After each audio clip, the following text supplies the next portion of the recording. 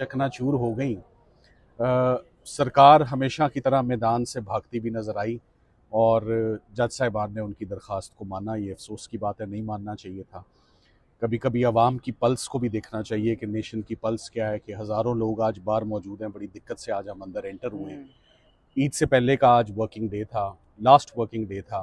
Controversial case है, controversial सज़ा है। कपल को रिपीटेडली प्रोसिक्यूट किया जा रहा है। ख़वातीन को तो छोड़ दिया जाता है जंगों में भी और ऐसे मुकदमात में भी, और ऐसे मौक़ों पे तो ख़ास तौर पे छोड़ दिया जाता है। 7 साल की बुशरा इमरान को सज़ा है और उनको ऐसे मुकदमे हमारे पास मौजूद हैं कि 20 दिनों के अंदर जजों ने सज़ा के फ़ौरन बाद सज़ा मुअत्तल की। ये अब 6 महीने होने को आ गए हैं। तो यहाँ पर अर्ली हियरिंग ही नहीं लगती, केस फिक्स ही नहीं होता, इम्पॉसिबल हो गया है। Islamabad high court has become impossible now कि यहाँ पर कोई केस लगे, यहाँ पर सुनवाई हो।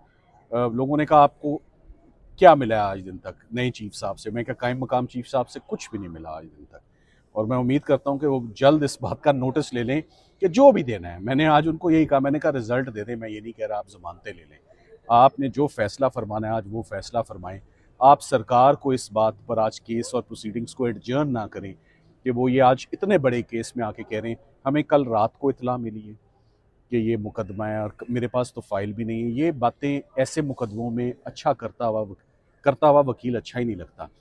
और दूसरी बात मैं ये कहूँगा कि प्रोसिक्यूटर जनरल नैब को, चेयरमैन नैब साहब को इस बात का नोटिस लेना चाहिए कि आपके वकला, जिनको मैं बहुत कॉम्पिटेंट वकील समझता हूँ, बड़े मंजे हुए, बड़े सीजनड, उनको मौका देना चाहिए, उनको अपॉर्चुनिटी देनी चाहिए कि वो आके ऐसे मुकदमात में, वो technically they are very sound, बहुत अच्छा कोर्ट को वो असिस्ट करेंगे।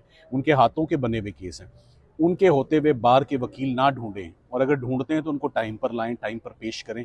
या फिर प्रोसिक्यूशन डिपार्टमेंट, प्रोसिक्यूटर जनरल साहब भी और नैब भी ऐसे तमाम वकीलों को फिर उनको थैंक यू वेरी मच कह दें अगर आपने उनको यूज़ नहीं करना उनकी सलाहियतों को।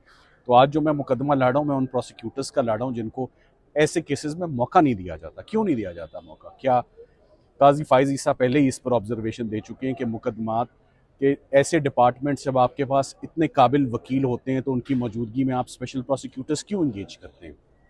तो स्पेशल प्रोसिक्यूटर को इंगेज करना इसलिए नहीं होता कि आके बहाना लिया जाए कि अभी उसको इंगेज करना है। और क्या हाई कोर्ट का नोटिस करना बेमानी हो गया है नैब के लिए? नैब को नहीं पता था कि आज ये हेयरिंग है, और ये हेयरिंग बहुत मुश्किल से ली गई है, और इसके ऊपर बहुत सारी, ये केस बहुत कंट्रोवर्शियल है, ये सियासी नौयत का केस है, और इसमें आवाम के अंदर एक मायूसी की लहर, फैसला आ जाता जो भी अगर उन्होंने इन्वॉल्व है, फाइनेंशियल करप्शन है तो आज सामने आती। मगर ये सबसे अच्छा अंदिया फिर यही है कि जिस मुकदमे में हम आते हैं और जिस मुकदमे को हम शुरू करने की बात करते हैं, उस मुकदमे से सरकार हमेशा 2-2.5 साल से आपने देख लिया भागती हुई नज़र आती है। बड़ी मुश्किल से काबू करते हैं, और काबू करके तो रिज़ल्ट उनसे लेते हैं। तो उम्मीद करते हैं कि 7 दिन के बाद की तारीख मिली है, और उस तारीख पे वकील साहब मुकम्मल तैयारी से आएंगे। जो भी स्पेशल केस है, जो भी स्पेशल अपॉइंटमेंट है, he would come fully prepared to assist the court, और बहाने नहीं बनाए जाएंगे कि अभी मैंने केस तैयार करना है। 7 दिनों के बाद जो तारीख हमें बुध वाले दिन की मिली है, इंशाल्लाह रिजल्ट आएगा, और पेशन गोई है मेरी। अच्छा, पेशन गोई है आज ये भी जी जी जी कि पेशन गोई है कि ये केस भी, इसका भी वही हाल होगा जो साइफर का हुआ, और इसमें भी इमरान खान साहब और बुशरा इमरान के लिए वही रिजल्ट आएगा जो साइफर में, इद्दत निकाह में और तोशा खाना 1 में आया। इमरान खान साहब के लिए ये आखिरी मुकदमात, और ये आखिरी मुकदमात को गिराना बहुत मुश्किल इसलिए नहीं हुआ हुआ कि केस बहुत टफ है, इसलिए मुश्किल हुआ हुआ है कि हमें जो आगे से एटीट्यूड मिल रहा है सरकार की जानिब से, और केसेस को लगवाने से और फिक्स होने के बहाने से, उसमें हमें बहुत मायूसी है कि इस्लामाबाद हाई कोर्ट अपने फंक्शंस ही जो है वो परफॉर्म नहीं कर रहा। जो उनका अपील का एक रोल है, उनके नोटिस का एक रोल है, वो उस पर कोई अमल दरामद नहीं हो रहा। सवाल अच्छा सर, ये बताइएगा कि आप साइफर केस में भी आपने देखा, दीगर केसेस में भी देखा, आमिर फ़ारूक साहब की अदालत में जब फैसले होते हैं तो उनको भी कई महीने तक रखा जाता है, अनाउंस नहीं किया जाता। आपके मुताबिक ये केस आधे घंटे की मार थी, तो क्या समझते हैं अगर अगली तारीख पे ये आधा घंटा लेती है सरकार तो फैसला फौरी तौर पर सुना दिया जाएगा, या फिर कई महीने लगेंगे इसमें भी? ये फैसला, ये हेयरिंग जमानतों की हेयरिंग है, सस्पेंशन ऑफ सेंटेंस की है। इसमें ज़्यादा बहस की इजाज़त भी नहीं होती, टेंटेटिव असेसमेंट करनी होती है। चूँकि हाई प्रोफाइल केस है, मैक्सिमम 45 मिनट मैं ले लूँगा और मेरा ख्याल है आधा घंटे से ज़्यादा सरकार नहीं लेगी। ये टोटल हियरिंग घंटे 1.5 घंटे की और इसका फ़ैसला देर एंड देन दस्ती मौके पर होता है और ऑर्डर शॉर्ट ऑर्डर वहीं होता है और लॉन्ग ऑर्डर भी एक आधे दिन के अंदर हो जाता है। मेन मकसद, मेन बात क्या थी कि लोग जो बेगुनाह अंदर हैं, अदालतों का ट्रेंड है, अभी सुप्रीम कोर्ट से आ रहा हूँ, सुप्रीम कोर्ट ने कहा आज हम और मुकदमात नहीं देखेंगे, सिर्फ जिन लोगों को छोड़ना है और जिनका हक बनता है ना घर जाने का, आज हम वो केसेस सुनेंगे। तो आज हमारा हक बनता था हेयरिंग का, जिसका मुझे यकीन है प्रोसिक्यूटर जनरल साहब नैब के बहुत सीजनड और एक रिस्पॉन्सिबल ऑफिसर हैं और चेयरमैन नैब इस बात का आज नोटिस लेंगे कि आज नैब की जानिब से एक वकील भी पेश नहीं हुआ था। ये डिसअपॉइंटिंग बात है। Thank you very much. अच्छा, लास्टली बताएगा इस बात का आज नोटिस लेंगे कि आज नैब की जानिब से एक वकील भी पेश नहीं हुआ था। ये डिसअपॉइंटिंग बात है। Thank you very much. अच्छा, लास्टली बताएगा सलमान सफदर साहब, आज बहुत से लोग कह रहे थे अगर खान साहब की जो है सजा मुअत्तल नहीं होती, लेकिन बुशरा बीबी के हवाले से बहुत सी उम्मीदें थी लोगों को कि वो कम से कम ईद से पहले बाहर आ जाएंगी। क्या आपके माइंड में भी ये चीज़ थी उनकी रिहाई को लेकर? ये मेरे सिर्फ माइंड में नहीं थी, इसकी मैंने कोशिश भी की। उसकी 4 वजूहात थी।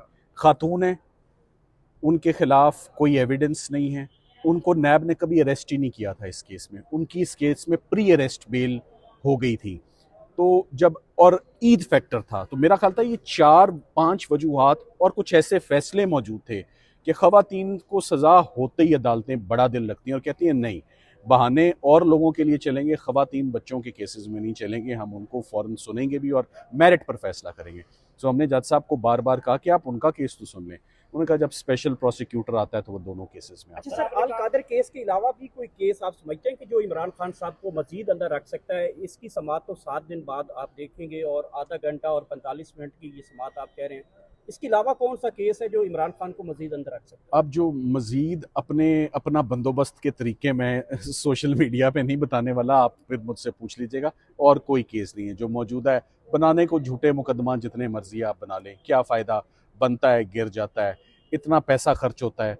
मैं पहले भी कह चुका हूँ, try to find out cipher case में हुकूमत का क्या एक्सपेंडिचर हुआ, क्या एक्सपेंस हुआ। I think this is the most expensive trial prosecution in the history of Pakistan. क्या रिजल्ट आया साइफर का, वो आप सबको मालूम सर, है। आपने कहा कि इमरान खान के खिलाफ जो फैसले आते हैं उनका पहले से मालूम हो जाता है।